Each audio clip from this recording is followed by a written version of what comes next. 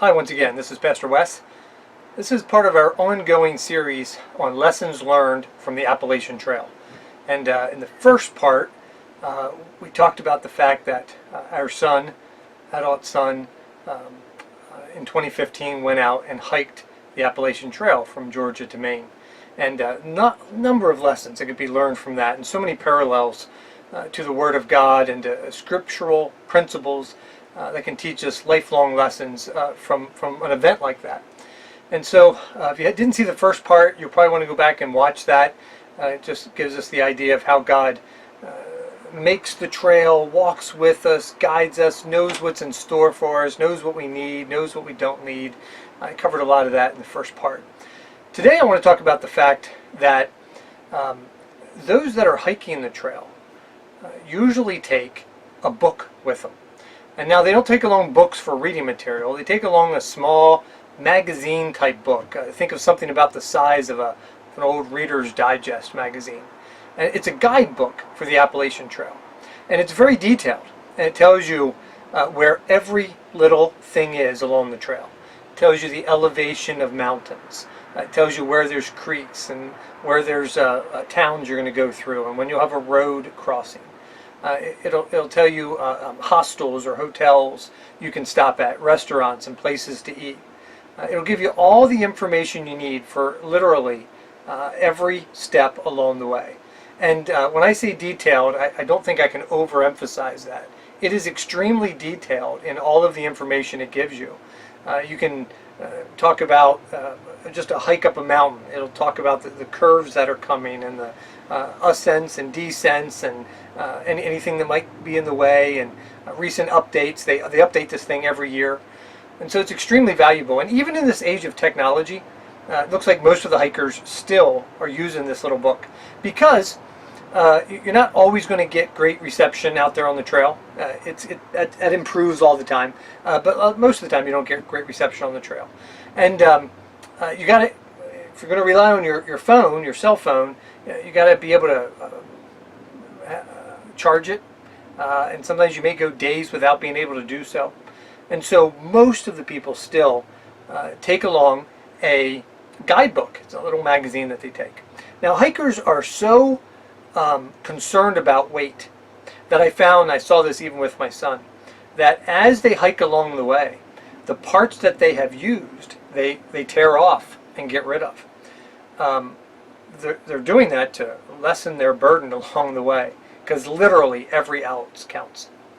And then they can use that to start a fire or things like that. So they're kind of always updated as they go. They take off the inapplicable pages and work their way down through this little guidebook as they hike along the trail. I hiked with Philip, our son. I hiked with him for 3 days. I did it a number of different times, but my longest stint, continuous stint out there on the trail was just 3 days. So he was out there for about 5 months. But 3 days, my brother and I went down to the Shenandoah National Park and hiked along through the Shenandoah Valley with him. If you look at the Appalachian Trail from beginning to end, that's considered one of the easiest parts, as I understand. It wasn't easy for me. It was tough. You know, there were some pretty tall hills to climb. I was out of shape. I wasn't used to doing that. Philip had no problem. He was halfway through the trail just about by then, and so for him going up and down, not a big deal. But for me, it was a challenge. And I know as I'm hiking with him, you know, we'd start to go up and I'd be like, how much longer is this trail? How much longer is this hill? How much longer until we get to our shelter? And he'd reach in, and usually in the side pocket of their pack, he'd pull out this little book. And he'd be able to tell me, it's this much farther. It's just got this much more, Dad. You got to go this much farther. Hikers use this book all the time. It guides their way along the trail. If you spent any time at church and you ever heard a pastor speak before, you know exactly where I'm going with this. God gave us a guidebook for the trail. He gave us a book. Tells us where to go. It's pretty detailed. It's something we should be checking all the time. It's something we should be looking at all the time. It's something we should be digging in for the answers to life's questions all the time. The Bible is as applicable and pertinent today as it's ever been. God made it for all times and for all generations and for all eras. God's book is not outdated. It is meant for us today.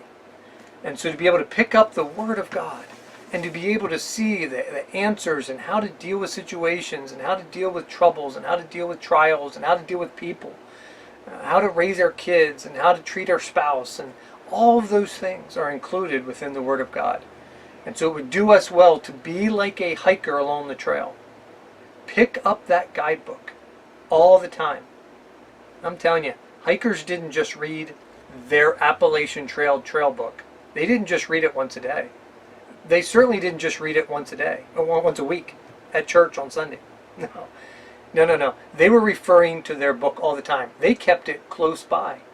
I would say most of the hikers on the trail had water and that book within easy access at all times. That should teach us a lesson of how close we should keep the Word of God in our lives. Have a great day.